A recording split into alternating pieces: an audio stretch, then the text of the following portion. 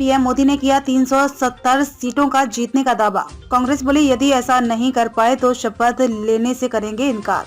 आगामी लोकसभा चुनाव में 370 सीटें जीतने के पीएम नरेंद्र मोदी के दावे पर कांग्रेस ने कटाक्ष किया है। उसने पूछा कि यदि भाजपा को दावे से कम सीटें मिली तो क्या वह शपथ लेने से इनकार कर देंगे। कांग्रेस ने जवाहरलाल नेहरू और इंदिरा गांधी पर किए गए हमलों के लिए भी पीएम मोदी की आलोचना की है।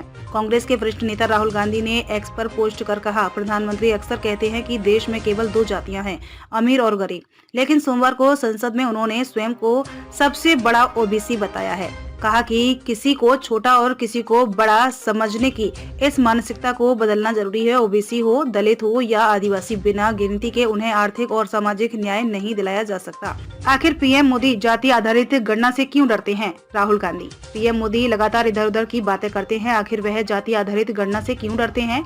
वहीं कांग्रेस अध्यक्ष मल्लिकार्जुन खड़गे ने कहा कि पीएम को कांग्रेस पार्टी का नाम लिए बिना नींद नहीं आती है।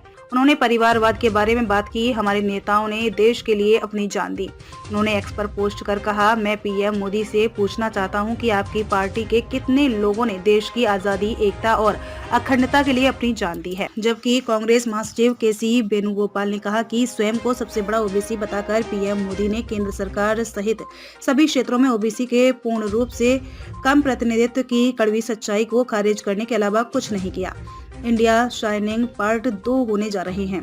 कांग्रेस सांसद मणिकम टैगोर ने पूछा कि यदि उनकी पार्टी चुनाव में 370 सीटों का आंकड़ा हासिल नहीं कर पाई तो क्या वह शपथ नहीं लेंगे?